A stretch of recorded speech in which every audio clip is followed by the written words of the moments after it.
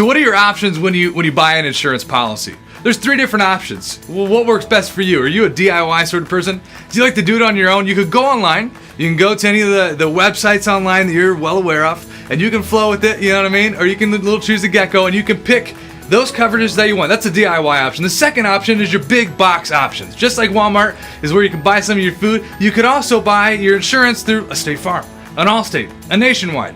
These companies have real big budgets and they advertise real heavy, and so you know their names and you know exactly where you can get to them.